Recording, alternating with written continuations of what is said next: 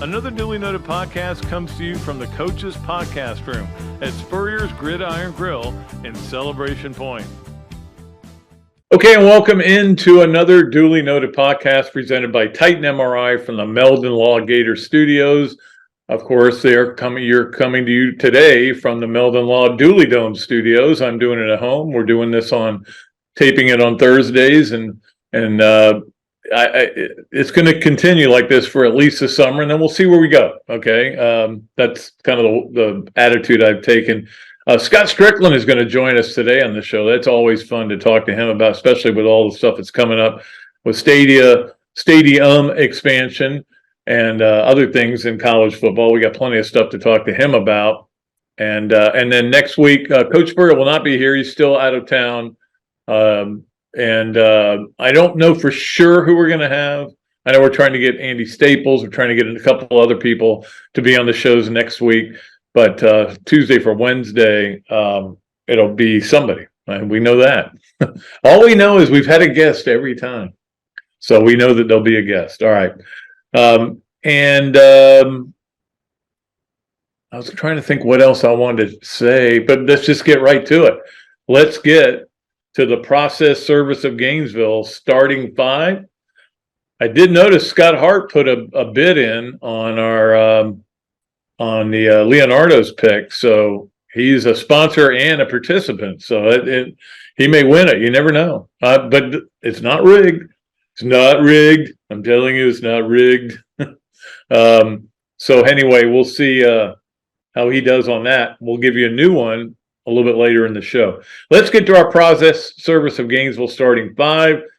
And we'll start off with, to me, the biggest story even around here, because camp's not opening until I think it's Sunday. So that, I guess that is the biggest story, is that camp is opening Sunday. They've given us a media opportunity on Sunday with some of the coaches and some of the players. And my plan is to get out there and just kind of get acquainted with some of these guys. And so that'll be fun. Always like a little, I don't even know if I guess they're going to have some kind of real media day, but this may be media day for all I know. Things do change as we go forward. I remember in the old days, it was always Tuesday that Spurrier would have his press conferences. But that is the big story around here, is that they're getting ready to practice. They're getting ready to start practice. And you guys know my philosophy. No good news ever comes out of fall camp. It's so hard for me to call it fall camp because it's not fall. Okay. It is July, and July is the longest month of the year, as we know. Why do you say that, Pat? Others have 31 as well. Now, July is the longest month of the year. It's nothing to watch. Occasionally you get some golf. Occasionally you get a baseball game that turns you on. Yeah, we do have the Women's World Cup. But these are things we wouldn't be watching if football was being played, right? So we're ready for football season to get here. And so it does drag out. Of course, we have the longest days are during July as well. It doesn't get dark till almost 9 o'clock. Gets light a lot earlier. So it's the longest month that's what I call it. But it's coming, and it's going to come fast. And then, as I say all the time, guys, it comes fast and then it's blowing by you. And next thing you know, you go, what happened with football season? Didn't we have football season? I thought we had football season. What is that over already? For some schools, it ends really early. Sometimes it ends in October, because that's when your team is out of any contention for anything. But we'll see what happens. I think it's going to be a fascinating season. I think Robbie said it best the other day when he said, just get me to the season. I don't care about any of the other stuff. I don't care about anything that's going on with NILs and all that. And just get me to the season. And he's like me. We just love football so much. We can't wait for it. I'm fired up about the season getting ready to start, and it's not far from starting. There's no question about it. But obviously, you don't want any bad news coming out of camp. Florida already got that bad news about Goodwin having to leave to be with his mom and everything, and that is a blow. But bottom line is, we'll see what happens. Let's get to number 2 on the process service of Gainesville starting 5, and that is this big story about Colorado going to the Big 12, which is a big story. It's a weird story in a way, and apparently Colorado got tired of the lack of progress. They saw a future that was not good in the Pac-12, and they bolted. And the Big 12, of course, said, yeah, you were in this league 13 years ago. We couldn't believe when you left the first time. We'll take you back. Sure. Now, I will say this.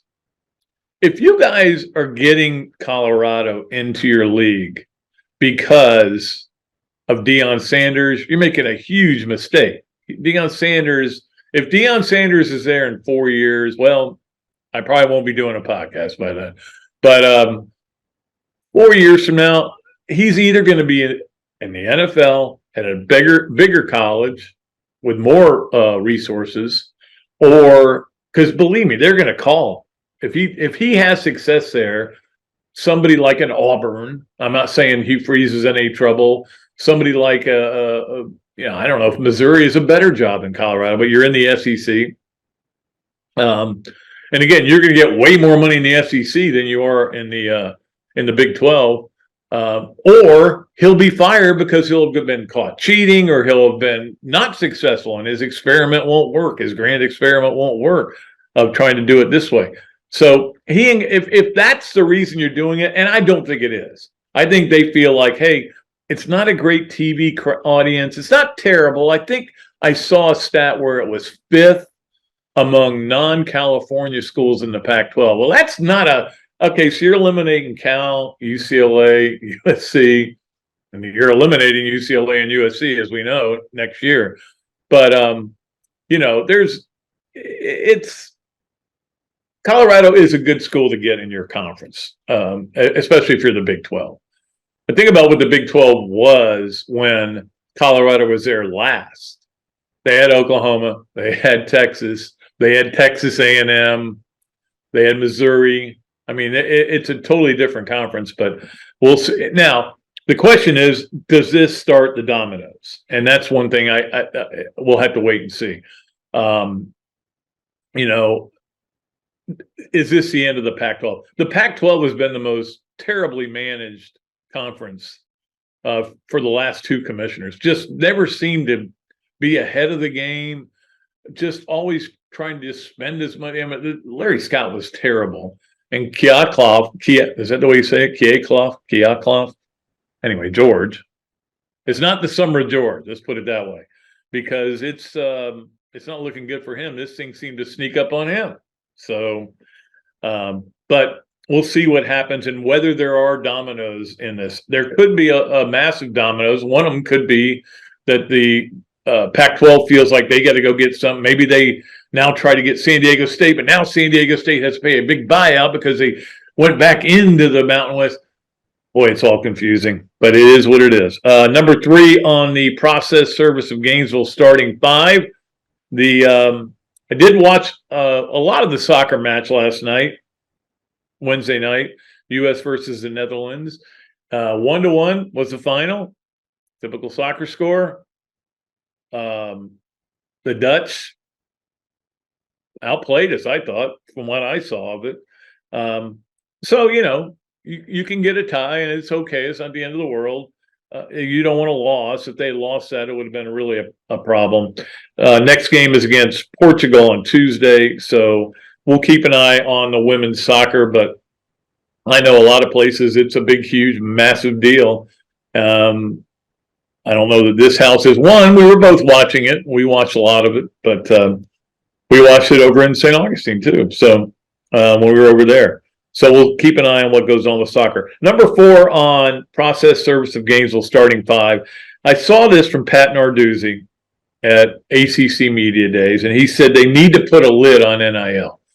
And a lot of us are feeling the same way. Yeah, they knew there needs to be a salary cap. There needs to be transparency. There needs to be all this. But coaches should never be saying that. because you're part of the problem. You're part of the reason there is NIL, because you guys who have no salary cap, who have no lid on what you can make, who can make as much money as a school is willing to pay you. You've taken every cent of it. You've jumped. You've gone from one school to the next, sometimes a year later, sometimes in the case of Manny Diaz, before you ever coached a game. When he went from, what was it, Temple to Miami. You guys jump around all the time. Oh, the transfer portal needs to be solved. No, you guys are part of the problem. You're the reason there's a transfer portal. You're the reason there is a NIL. It's your fault. So you don't need to be talking about it. Here's what all coaches should just say. It's something we're having to deal with, and you either evolve or you get out of the way. And that's the end of that story. That's all I have to say about NIL. That's what I would say if I was a coach. Because at the same time, Pat Narduzzi tomorrow could leave and go to, I don't know, UCLA. Chip Kelly leaves or something. He could go to UCLA and make more money. There's no cap on what he can make. Let's put a cap on coaches' salaries if you want to put a cap on NIL. Like, I agree NIL is out of control, but a coach saying you need to put a cap on it is not the answer. It is not the answer, okay? That's just ridiculous. And by the way, there was this bill proposed. I know you guys read about this. Tommy Tuberville and Manchin, who proposed it in Congress. And it's another problem where the things they're asking for are the things that are going to be hard to make happen. It doesn't seem like there's a lot of support for this. You guys, I got a little smudge on here. I'm going to get on. This is what happens when you do it from home. There you go. I just don't. Yeah, we all are kind of looking to Congress because nobody else can solve the problem, but doesn't mean they're going to come up with good solutions. I think this one, and I think Lindsey Graham did one, a memo or something. I just read about that in May, I think, with similar things in where they want to have a federal office. That's what we need, more federal government, and that will be able to put a lid on this stuff and make it a little bit more, make it work a little bit better. I don't know, man. I don't know. There's got to be an answer, but it's not coming from some of the people in Congress. I can tell you that. We need smart football people to be able to get in the middle of this, but I don't know. I don't know if there are any smart football people anymore, to be honest. But yeah, sometimes I wonder. I wonder whether anybody's smart anymore. Anyway, so we'll see where that goes. Finally, number 5 on our process service of Gainesville starting 5. I did want to talk about preseason scrimmages. Now, I'm going to talk about this a little bit later about, or maybe I won't. Oh yeah, I did. I do have something down here to talk about open practices. This came up yesterday on the tailgate, and we had some great calls about it. So I do want to talk a little bit about that later on our on Pat Dooley Storytime. Will be about practices. But it's funny to me in a way that the NFL has all these practices between teams, right? So it could be the Chargers and the Rams get together and they have joint practices together and they scrimmage each other and everything. And they have 53 guys in their roster. College football, they'll be the first ones to tell you, you got to have 120. Even though there's only 85 scholarships, you got to have a bunch of walk-ons, preferred walk-ons to get to 120. You need that many players out there for tackling dummies. Well, maybe you don't. Maybe you just need to have a scrimmage every once in a while against another team. Now, I know how coaches are paranoid and they're afraid everybody's going to be trying to hurt everybody. It will work if you guys want to do that. And maybe you have a scrimmage in front of people at the Swamp, and it's Florida and USF have their scrimmage. They don't play this year. They could have a scrimmage. And you charge and you give all the money to charity. I'll say stop children's cancer. How about that? But anyway, I still, Vince Dooley's the first guy that ever brought this up to me a long, long time ago. Back when I was covering the team, so I would have been in the 70s or early 70s, I think. He brought this up. He said, why can't we have a spring game against somebody? And recently it came up again. This goes back to how paranoid coaches are in college versus the NFL. The NFL, you have open practices. The NFL, you have open locker rooms. The NFL, you have a lot of things that college shies away from. Practice, scrimmages, exhibition games, all that. And again, you have a 53-man roster, but if two guys get hurt, you can go get two more guys. As you know, there's running backs everywhere. You can get them anywhere. So I do get that. But if you've got 120 players, now what they'll tell you is we don't really have 120 players. We have maybe 72 players that we can count on. But still, that's enough to have a scrimmage. Anyway, I don't know. It's just an idea that I have. Doesn't mean I'm right. Doesn't mean I'm wrong. It's kind of the way I've gone through life. Never know whether I'm right or wrong. And then eventually, sometimes I'm proven right. Most times I'm proven wrong. Hey, look, I'm doing this show from my house. My wife's in the other room. I'll be told I'm wrong at some point later today. I promise you that. All right, so that is our Process Service of Gainesville starting five. We appreciate all of our great sponsors, and we will take a break. When we come back, we'll be joined by Scott Stricklin. A lot of stuff to talk to him about. Obviously, the stadium's a big subject. I do want to talk to him about the success they had in everything except football and basketball, below 500 in those sports, but did really well in almost everything else. So it's a rare down year for softball, but we all know that's not going to last very long.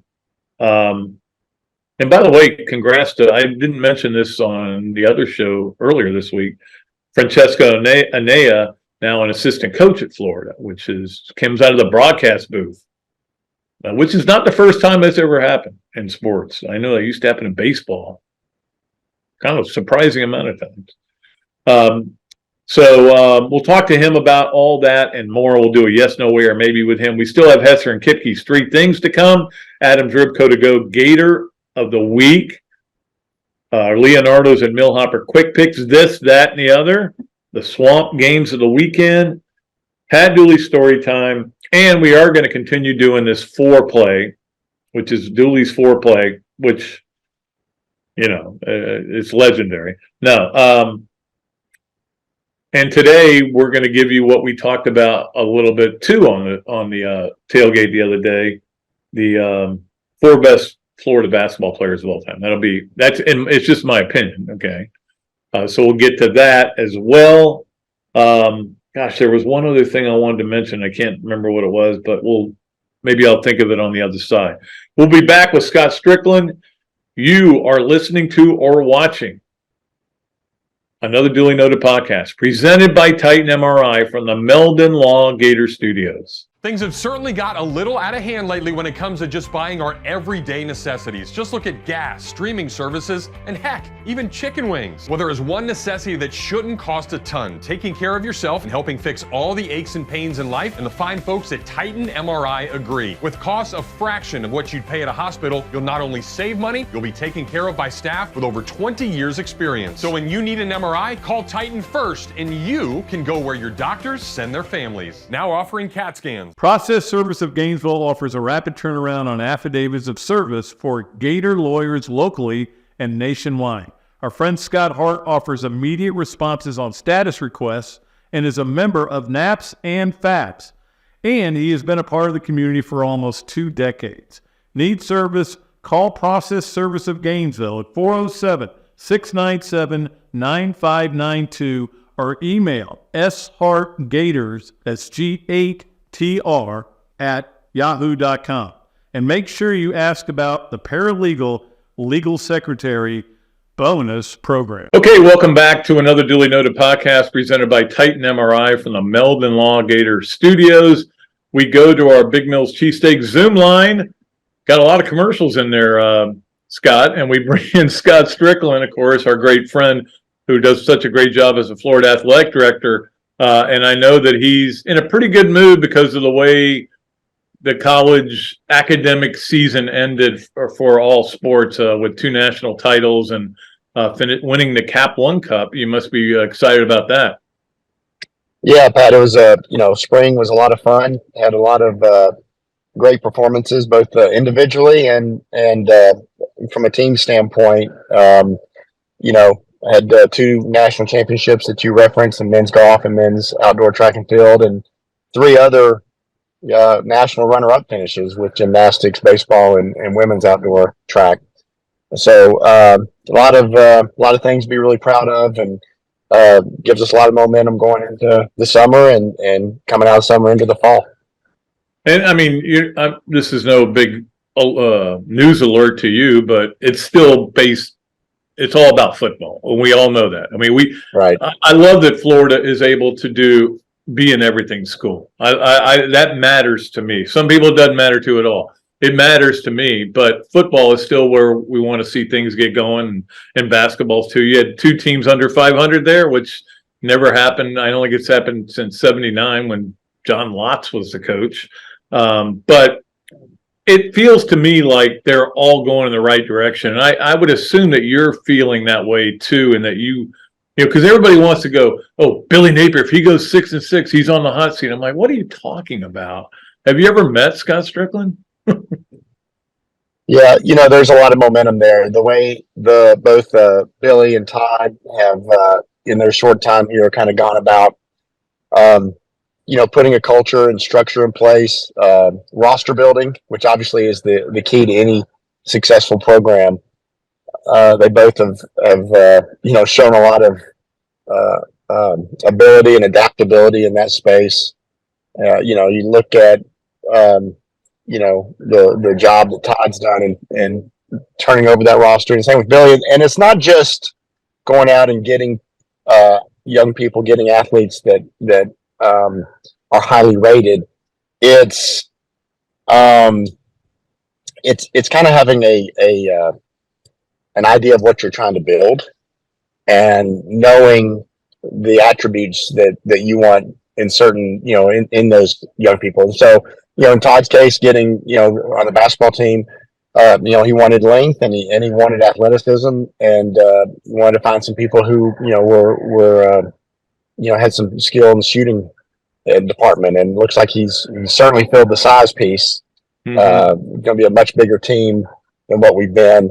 And then Billy's the same way. If you ever had a chance to talk to Billy about how he breaks down every position group for, he's always talking about, wingspan and hand size and, 40 time, obviously, but he's really purposeful about getting people that fit what he's trying to build, or what the kind of team he wants to put out there. So I think it all starts with that, but then on top of that, it's kind of people they are, kind of staff they surround themselves with, their work ethic. I've said this before. I think I've said it on your show. They fit the model of the kind of coaches who have been really successful at Florida, and I'm looking forward to seeing them continue to grow and build and get both those programs back to compete for championships, which is, as we just talked about with spring sports, we want that for all 21 of our sports. Yeah, and that's the thing is you've never. And I know that Billy at SEC Media Days talked about how overwhelmed he was, not just because he was stepping into one of the elite programs in college football, but NIL, transfer portal, all that just kind of got heaped on these first-year coaches last year. And it feels like you guys have got a better handle on everything right now with the Florida Victorious and everything. Yeah, those guys have done a great job. Jose Costa, Nate Barbera, Ryan Dunn, Eric Reisner, their whole team. It's a natural evolution. Anytime you have a brand new market or a brand new, area that gets created overnight, and within a year it went from an area that, in the collective space people were doing as on the side. It wasn't their full-time enterprise, to, Jose's put together a team of professionals that's what they're doing full-time. And it has become a really top-notch organization because of that. And it's not only people who are doing it full time, but in a lot of cases, it's people who understand the UAA and the college space and the SEC. And because with Ryan Dunn, Eric Reasoner, you've got people who've worked at the UAA and understand, how to navigate and what's important, and how, we talk about championship experience with integrity, what's important and how we want to do things. We want to do things really well, but we want to do it the right way. And so, that's been huge. But, I think when Billy talks about being overwhelmed, it's not overwhelmed to the point of not being able to handle it. It's just, it was such an incredibly dynamic time when he got hired, and you had, I think it was year 2 of the early signing period, maybe year 3. Mm-hmm. And at the same time, you had the transfer portal and NIL all at the same time. That's a lot for any coach, right? You hear guys who've been in their position for a long time talk about how that's a lot. So coming into a brand new situation, I think it made it that more.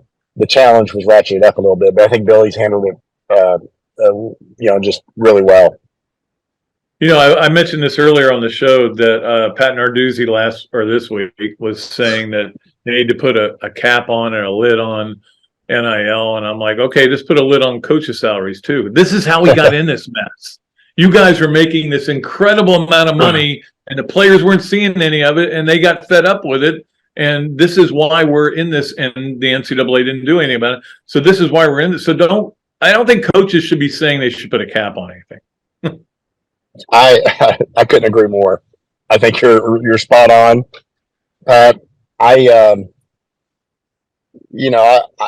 Everyone's running around like we have a catastrophe on our hands, and I don't know that we do. I'm talking about we in college athletics.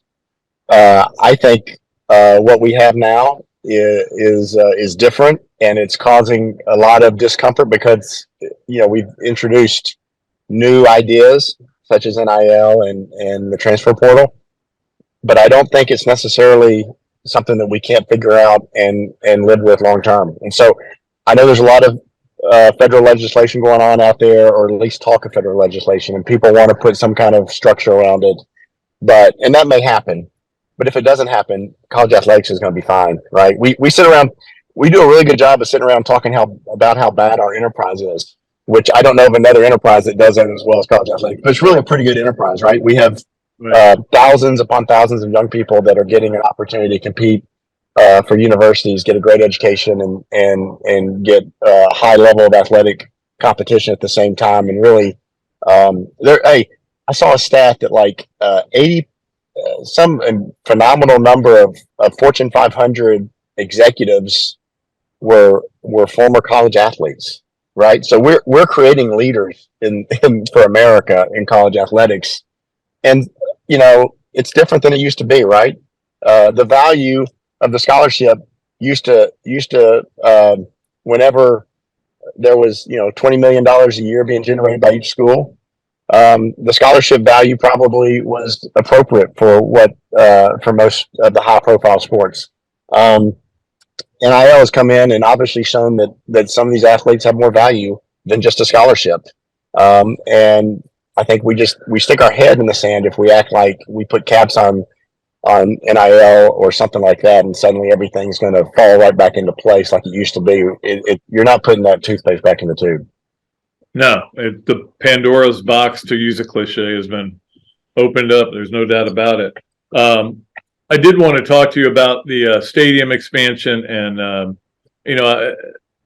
look, whatever you had decided to do, somebody was not going to like it.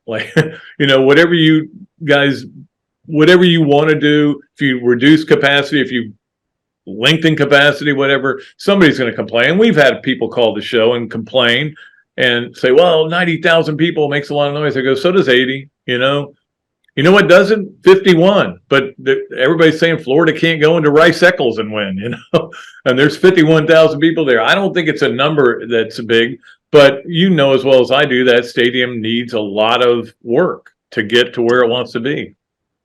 Right. And I want to point out, nothing's been decided, right? So no one needs to think that there's a plan in place and we're just waiting to spring it on people. we are currently in the process of hiring architects to help come up with that plan. So right now, all we have are theories and concepts. The fact of the matter is that once a lot of the work that needs to be done in the swamp has nothing to do with the seating bowl. It has to do with concourse, restroom count, concessions, a lot of the fan amenity things that are outside the seating bowl. Right. But once you get into the seating bowl and you touch anything in the seating bowl, you trigger federal legislation, the Americans with Disabilities Act. And currently, the swamp is not in compliance with the Americans with Disabilities Act. And as soon as you touch anything, as soon as you touch anything in that seating bowl, you trigger that, and instantly you're adding more accessibility seating, which eliminates current seating, right? You would take up current seating to do that. You would you mentioned handrails. You would have to put handrails in every aisle, and to do that, you would have to widen each aisle, and you would lose 2 or 3 seats on each row and each section of each row to do that.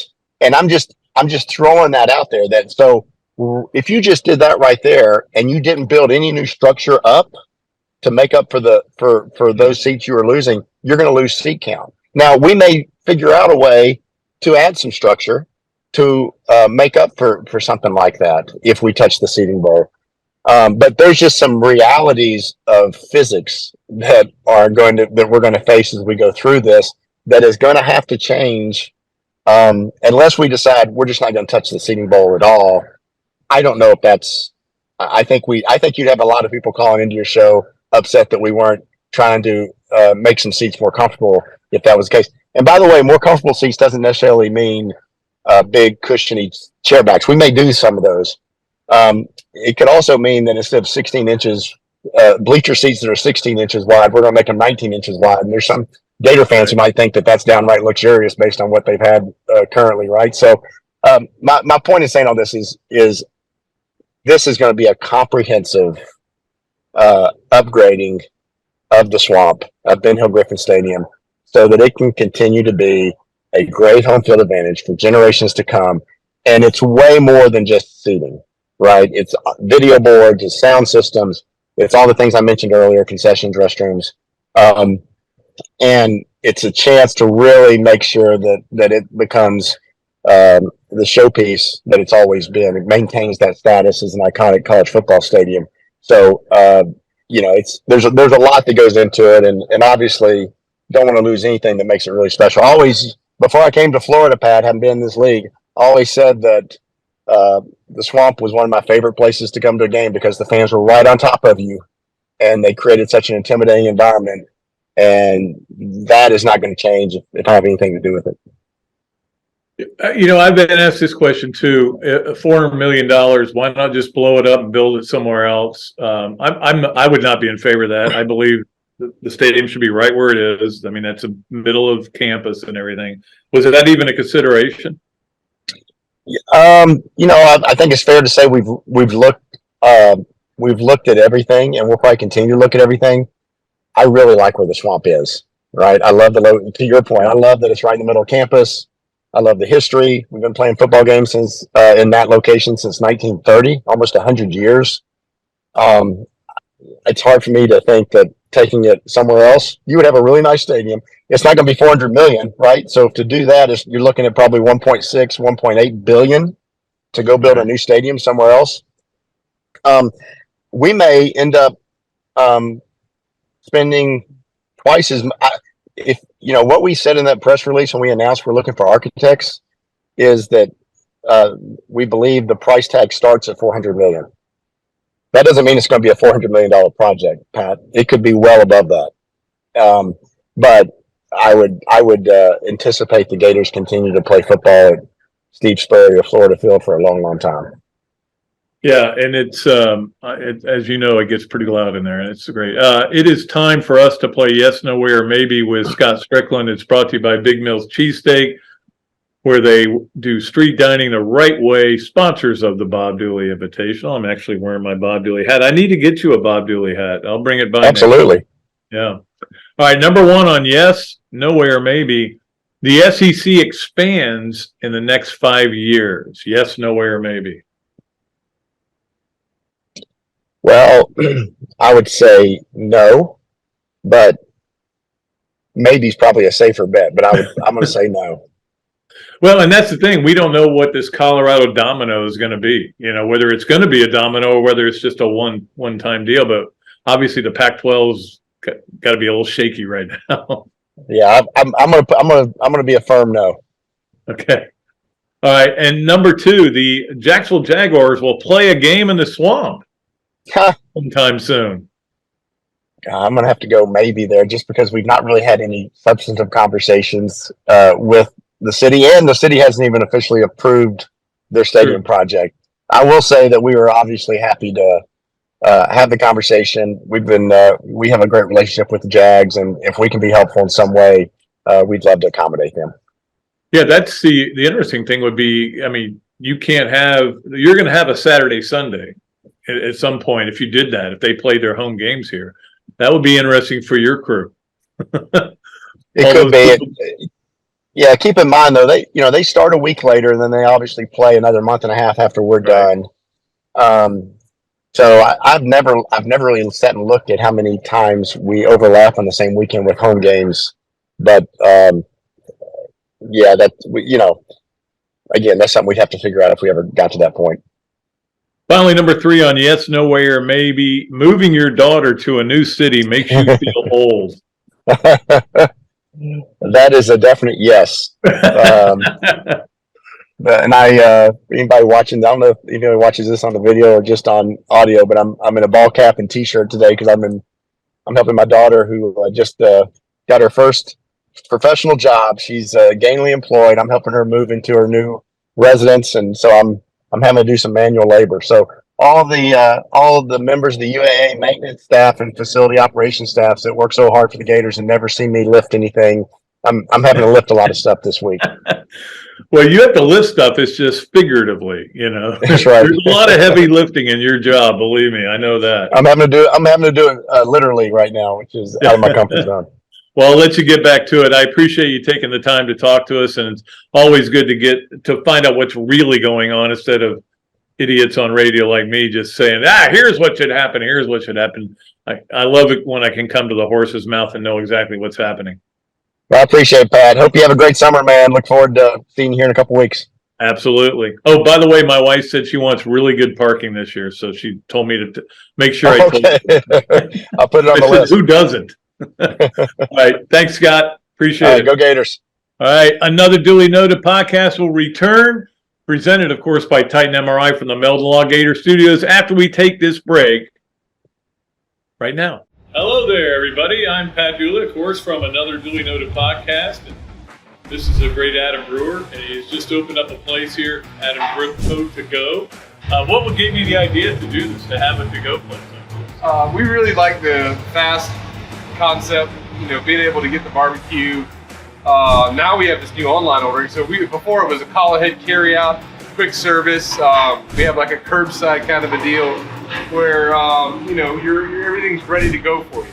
And then we thought, wow, we have a really great dine-in concept, but how can we make this streamlined for the customer and make it easy and accessible for all parts of town? Adam's Rib Co. to go. Come on down and enjoy it. Great food, great atmosphere, a diverse menu, everything made from scratch, plenty of space, and locally owned. These are all the characteristics of a great restaurant, and you can find each and every one of them right here in Gainesville at Ballyhoo Grill. Ballyhoo Grill prepares all of their food fresh every day, from their salad dressing to their award-winning soups. Bring your family and enjoy dinner under the Tim Trebo Tiki Hut while listening to live music. Or if you're running low on time to eat out, they also deliver through Uber Eats, Bite Squad, and Postmates. A Gainesville staple that's been open for over 30 years. Check out Ballyhoo Grill on Facebook or at ballyhoogrill.com. Okay, and welcome back to another duly noted podcast presented by the great folks at Titan MRI. In fact, I was in Titan MRI this morning getting an MRI on my finger. I'm not sure I think there may be a torn ligament in there. There may be a lawsuit coming. I don't know. No, but hopefully we'll find out how it is. But what a great group of people over there at Titan MRI. That is the place to go, and I love Joe and Michelle and all they do over there. And of course, also we're coming to you from the Meldon Law Pat Dooley Dome Gator Studios. at home on Thursdays. We're going to try this out. It's going to okay. So some of you are saying, "Hey, better sound anyway." So we're going to try new mics tomorrow or Tuesday for Wednesday in the studios as well. We're trying to get in perfect working order by the time the season starts. That's our goal, is to have all our sponsors lined up and all of our everything equipment going great. And we're hopefully going to be, we're going to get some new lighting in here too, and try to just give you great shows. And I know that a lot of you love the show and you watch it, listen to it. So let's get to the rest of it. And let's start with the Hesser and Kipke three things. Hesser and Kipke, of course, is a Gainesville law firm specializing in the area of workers' compensation and family law. Ken and Jennifer take great pride in their one-to-one focus on each and every client they represent. Ken is board certified in workers' compensation law by the Florida Bar, while Jennifer possesses extensive jury trial experience with a nearly 20-year background as a prosecutor. Don't believe me? Check out their 5-star Google reviews. There's more than 60 of them up there. Set an appointment at hklawfl.com, or better yet, give them a call at 352-339-9920. The great folks at Hesser and Kipke. Let's get to three things. Number one, the Angels pull Ojante off the trade market. I never thought they were going to trade him, but if they had really pooped the bed for the last week, they might have said, we can't. Now they're 4 games back. It doesn't mean they're going to get in the wild card, but that's a better chance for them. I don't know if this is a smart move, because he can leave in free agency eventually, and you're not going to get anything for that. So I don't know that I wouldn't have gone ahead and traded him. I know what they're trying to do. They're trying to say, hey, look, we kept you. We don't want to trade you. We're trying to build. We want to win this. We want to get in the playoffs and everything. And then we want to sign you to a long-term deal. And we're showing you what we're trying to do. It wouldn't hurt to bring in another player, to be honest with you. Get somebody else on the trade market. And they already did. They got a pitcher, a starting pitcher. I'm not that familiar with him, but he's apparently really good. Gigliotto? I can't remember his name. Anyway, so Ojante will not be anywhere else. Number 2 on the Hesser and Kipke three things. We're staying with Pro Bowl right now. Because I did want to talk about Aaron Rodgers and what he did, which was to take $35 million and go, here, I don't need this much. So agreed to a 2-year deal, but I don't need this $35 million. He could have gotten the $35 million. It's unprecedented for a guy to do that. We know that Brady always kind of salaried down, but he got incentives at the end. There's nothing at the end of this thing. He's got a 2-year deal, and he's going to plan to play 2 years. Maybe they have a handshake to do a 3rd year. I don't know. But it's almost Aaron Rodgers to me, because I don't know. I go back and forth on Aaron Rodgers, but it's almost like he's saying, hey, look, let me give you guys some of this money back. I don't need it. We all know I don't need it. Okay. I make this $35 million from State Farm commercials or Subway commercials or whatever. So he's not worried about the money, obviously. What he's worried about is having players around him to help him win. And he wants to prove to everybody he's still got it. And he wants to make sure everybody knows he's one of the greats of all time. He wants to do it in another place. And all the people that were saying, well, he's too old. That's why he wants him to get better players. And he wants to win. It's not that he wants to win because winning is so important to him. It's important to his ego. That's my theory. I'm sticking to it. But guess who flew up there? Dalvin Cook, who's another one of those running backs, can't get a deal. And now they got a little spare money to throw his way. So it'll be interesting to see what the Jets are this year. It was funny yesterday, or maybe it was a couple days ago. Somebody was talking about that division, the NF or the AFC East, and they said, "Well, who would you pick to win it?" Now, and they said, "But eliminate the Patriots." And we know they're not going to win. I'm like, man, how the mighty have fallen. Everybody's going to go Jets, Dolphins, Bills, Jets, Dolphins, Bills, Bills, Dolphins, Patriots. Nah, no good. There's even talk of Belichick being in trouble. Who knows up there?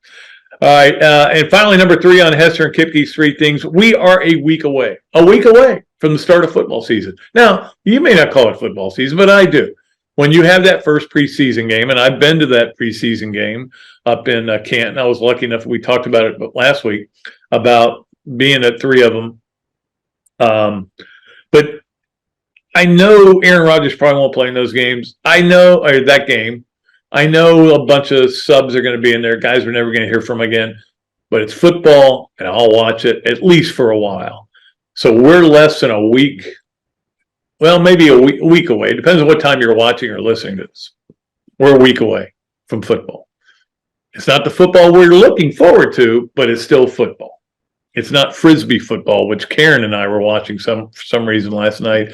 We were at Ballyhoo, and it was up on one of the TVs, and I'm like, this is a pro league?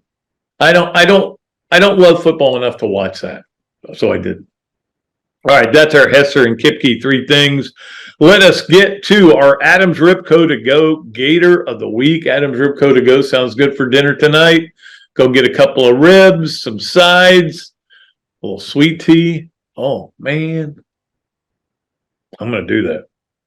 And again, this is the time of year because, like I say, we're in the kind of the dog days. This is kind of year we have a hard time coming up with a Gator of the Week because the Gators aren't playing anything. But I did, and I made it Pete Alonso. Pete Alonso hit another 2 homers against the Yankees on Tuesday night, I think it was. At any rate, the guy is just a machine, and I have so much respect for him, even though he plays for the Mets. 28 homers now, trailing only the great Brave, Matt Olson. You're loyal to your paycheck, remember that. But anyway, he's the only guy that's leading him in the NL, and who knows if Olson can maintain that. But Pete Alonso, and Jeff and I were talking about this the other day. Is he the best Florida baseball player ever in terms of their pro career? No, like he's not the best Gator ever, but might he be the best pro player? I think he might be. I can't think of somebody who has done better. Robbie Thompson had a long career, but nobody like this. Nobody like Pete Alonso. So that is our Adams Ribco to Go Gator of the Week. Let's get to our Leonardo's at Millhopper Quick Picks qualifier for this week. And this week it's, and again, I can't wait till we get to football season. We got options, like multiple games. Which one do we want to do this week? Do we want to do the Thursday game? Can't wait.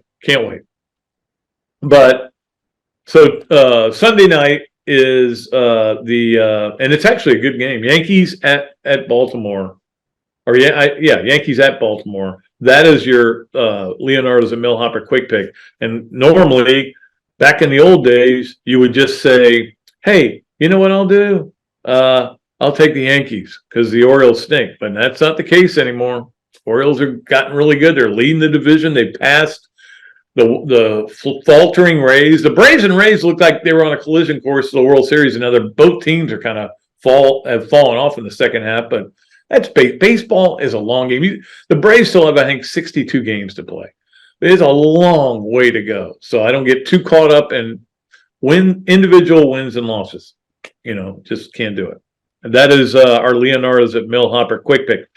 Let's get to the Swamp Games of the weekend. The Swamp Restaurant, where they have got some great specials going, including Sangria Saturdays. You want to go there and get cooled off. They got some great tequila specials. They've got free beer night. I mean, there's all kinds of stuff going on over at the Swamp, one of my favorite places in the world. We love having them on board as a sponsor throughout football season. So that's going to be great. Much like Process Service of Gainesville came on for football season. And we understand you want to be involved in football.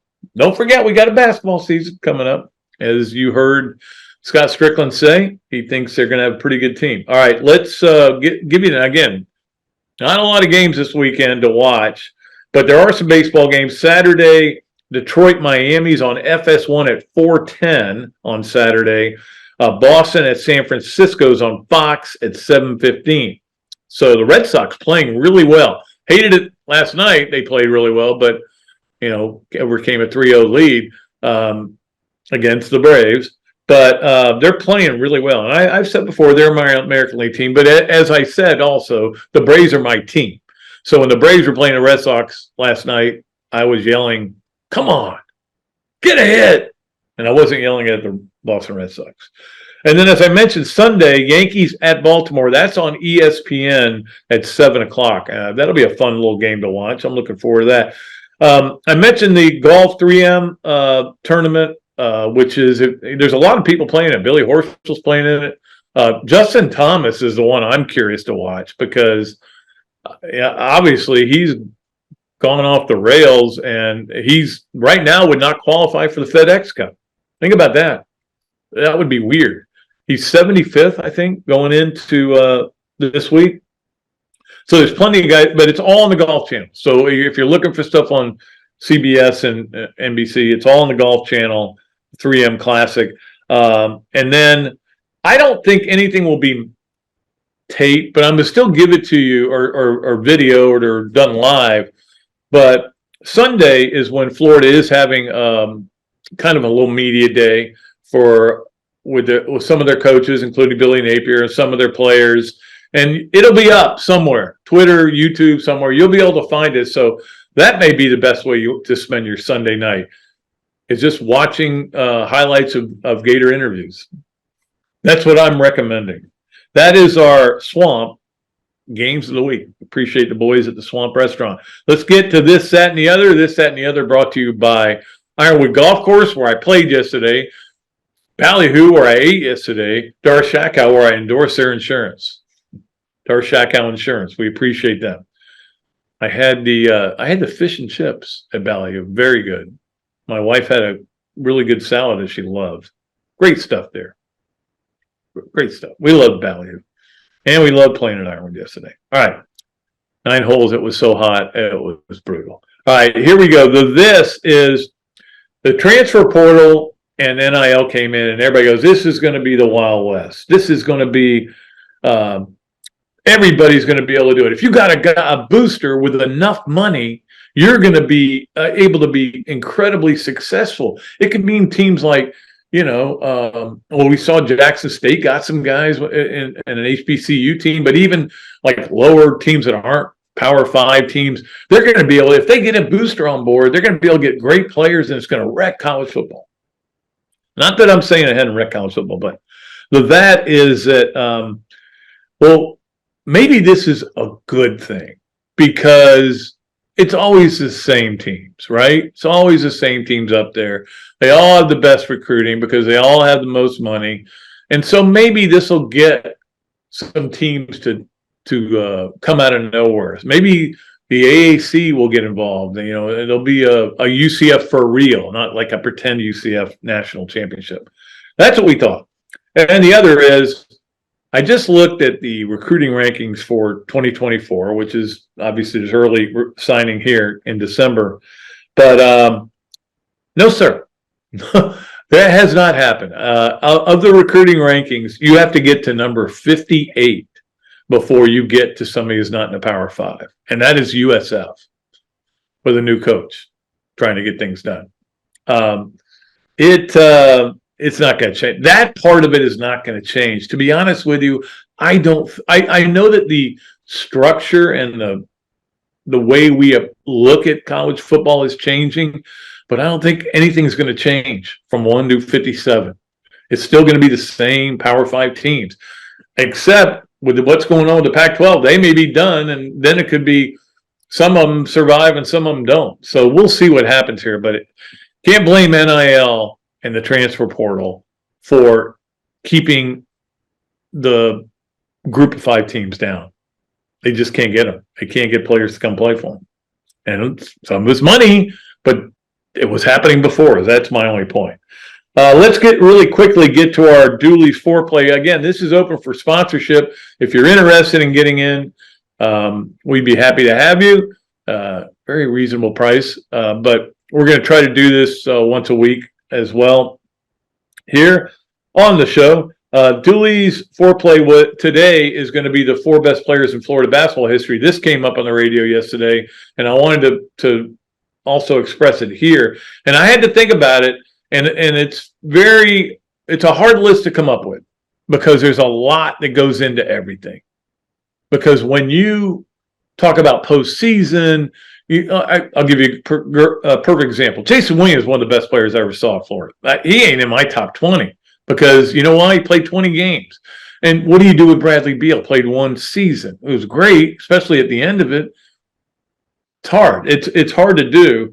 So here's my top 4. Number 1 is Phil Neil Walk. I'm sorry. I saw Neil Walk play. I saw him destroy Pete Maravich. I saw him average 1 rebound shy of 20 a game in his junior year.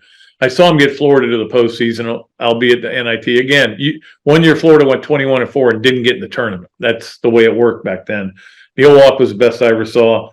Udonis Haslem, number 2, and the biggest reason is because Billy Donovan and I used to get into arguments about whether Neil Walk or Udonis Haslem is the best player to ever play at Florida. He thought it was Udonis, obviously. And 4 years with Udonis, just kept winning, got him to the finals as a freshman. Hey, guy was an unbelievable player. Number 3, Mike Miller. Mike Miller changed Florida basketball. Not only with that shot, but with him coming to Florida was huge. It made everybody think Florida must be cheating. And they weren't cheating. They were just pushing the envelope right to the edge. And Mike Miller certainly lived up to it. What a great player. Number 4, I go with Al Horford. I think Al Horford was the glue of that basketball team that won back-to-back. All right, that's my Dooley's foreplay.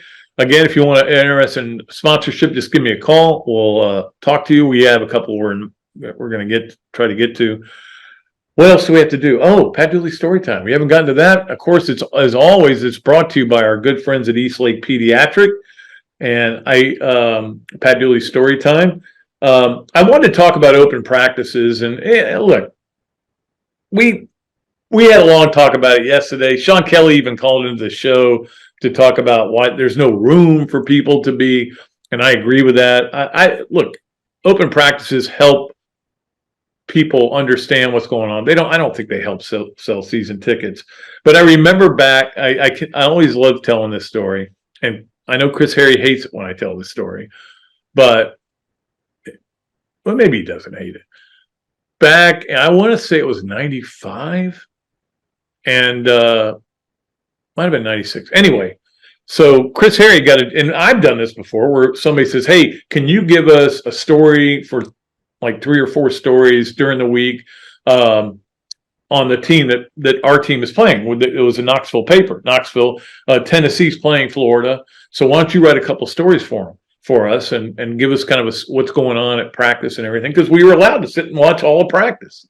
So unfortunately, they didn't tell Chris what they were going to do, which is they put a like a logo on the column, and it was like binoculars peering out, and it said "From the enemy camp." That didn't sit well with the ball coach. He did not like that, and he got pretty upset about it and gave Chris a hard time. And then I made this foolish mistake of pointing it out in a column, a notes column. I said, "Hey, this just happened with Chris Harry," and whatever. I shouldn't have done it. But then he was getting death threats at his house, so he wasn't very happy with me either.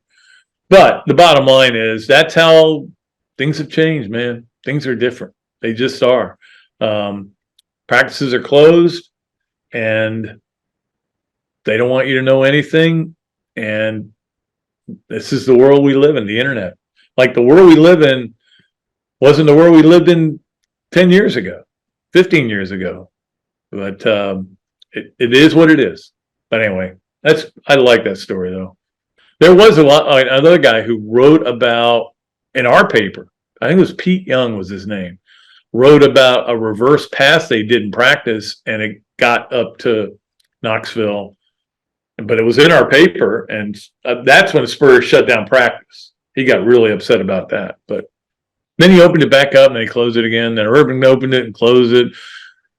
Muschamp closed it, but when he was about to get fired, he opened it for spring practice. You never know what's going to happen. Anyway, that's going to do it. I think our show has gone way long today, and I apologize for that. But we'll get out of here. And thanks to Zach for producing. Again, we're doing it from the Dooley Dome, and we appreciate all of our great sponsors, including Meldon Law, for sponsoring it here on the Dooley Dome Studios. Of course, Titan MRI, our great friends there. Until next time on Tuesday/Wednesday, so like what I like to call it. I am Pat Dooley. I am deep way back, and I am out of here.